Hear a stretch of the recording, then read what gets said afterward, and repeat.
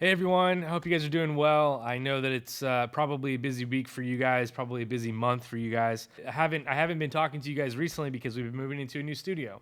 So as soon as it's all cleaned up back here, we'll show you guys around. But this is the new set that I'm going to be doing these YouTube videos from, and so hopefully you like it. I think it's very simple, and it definitely goes along with what I'm talking to you about today. Today I want to talk to you guys about minimalizing the things that don't matter and finding your anchor, finding the things that are most important to you, the one thing I should say that is most important to you. And I want to go through with you guys a couple books that I have found to be super helpful in learning more about the importance of minimalizing the unimportant things in our lives. So the first book is a book called Do Less, and this is by Rachel Jonat.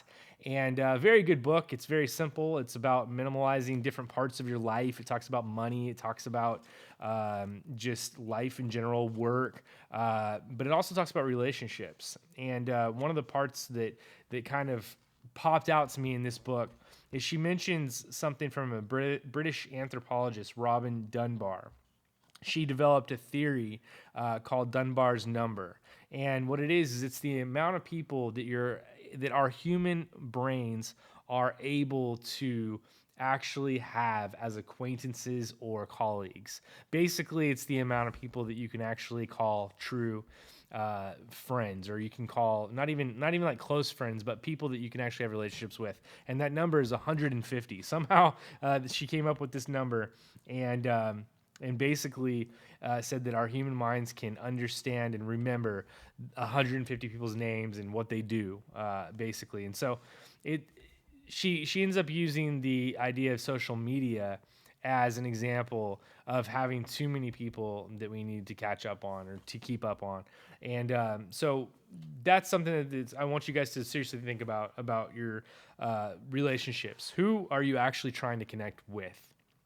I know for me, there's a lot of people that I talk to, but there's a smaller group of people that I really feel focused on connecting with on a regular basis. And so I've had to be intentional about that, about who I spend my time conversing with. And I know that seems kind of mean, but the truth is my brain's only so capable and your brain is only so capable. So really cool. Another thing in this book that she talks about is single tasking. I like that. Single tasking. Instead of multitasking, it's single tasking. People brag about how they can multitask and do, 5 things at once. But the truth is, when you're doing 5 things at once, your brain and your focus is divided up into 5 pieces. And you're not using your entire energies and your entire focus on the one thing. So she talks about single tasking. I like single tasking. I do it all the time. And when I'm doing something, I forget about everything else and I focus on that one thing because my brain only has so much power. And so I try to use it wisely. The next book is one called The One Thing, okay? And it's written by Greg Keller of Keller Williams. He's the chairman and co-founder of Keller Williams Realty. And Jay Papasan, which some of you guys may have heard of him. But some really cool stuff in this book. One of the things that stuck out to me in this book was a quote that he pulled from Andrew Carnegie's talk, The Road to Business Success. And in this talk, he says this. He says, and here's the prime condition of success, the great secret. Concentrate your energy, thought, and capital exclusively upon the business in which you're engaged. Having begun on one line, resolve to fight it out on that line, to lead in it, adopt every improvement, have the best machinery, and know the most about it. The concerns which fail are those which have scattered their capital, which means they have scattered their brains also. They have invested in this or that or the other, here, there, everywhere. Don't put all your eggs in one basket, he says, is all wrong, okay? I tell you, put all your eggs in one basket and then watch that basket. Look around you and take notice. Men who do that do not often fail. It's easy to watch and carry the one basket. It is trying to carry too many baskets that breaks most eggs in this country. So he's talking about the same thing, right? Be single-minded. Be focused. I love this book so much. The beginning of it says, if you chase two rabbits, the first page says, if you chase two rabbits, And the second page says, obviously, you will catch neither one, right? And so it's all about focus. It's all about honing in on that one thing. So let me ask you, what is that one thing? What did God put you on this earth to do? What is that one thing that charges you, that pumps you up, right? So the next book that I want to talk to you guys about is a book called Essentialism. You guys, are you guys seeing a theme yet? There's definitely a theme with these books. Essentialism by Greg McKeown. Very good book. I love this book. In the book Essentialism, he talks about a designer, a German designer named Dieter Rams. And Dieter Rams, he was basically commissioned to redesign the record player. Now, before Dieter designed this record players were huge. They were massive. They were like pieces of furniture that you put in somewhere inside of your house, and they were giant wooden pieces that you would play your record in, and you would close. They'd have a big top, and it would close, and it was just this big piece. So when he looked at it, he worked with a team, and they designed the small record player with just the top and the record spinning, and maybe like a little plastic piece that went over the top.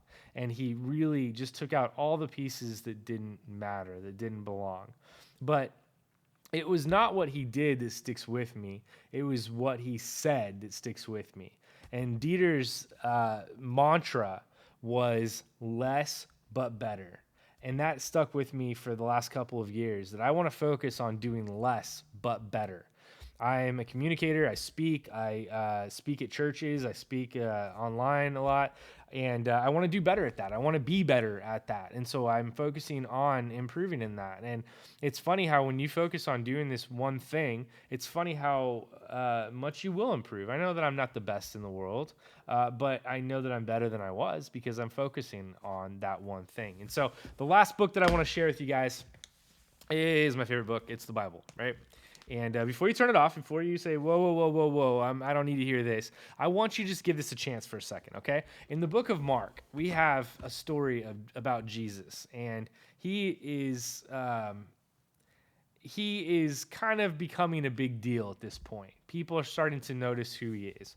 And in the first chapter of Mark, what happens is Jesus is in Peter's mother-in-law's house and Peter's home, and his mother-in-law is sick, and Jesus heals his mother-in-law. And all of a sudden the disciples, the people around Jesus, they say, oh, okay, he healed somebody, maybe he'll do this again. So they go out and they find people that need healing, and they bring them to Peter's home. And Jesus ends up healing a lot of people that night. And so they all go to sleep, and I'm sure the disciples, when they wake up, they're ready to just keep going, keep doing this. There's so many more people that still needed healing. They still needed help. But in verse 35 of chapter 1, it says that he, in the early morning, while it was still dark, he arose and went out and departed to a lonely place and was praying there.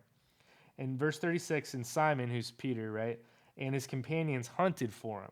And they found him, and they said to him, everyone is looking for you. And he said to them, let us go somewhere else, and to the towns nearby, in order that I may preach there also, for that's what I came out for. So what happens is Jesus ended up not bowing down to the crowd, not doing what the crowd wanted him to do, not even doing what his friends wanted him to do. He ended up doing what he knew he had to do.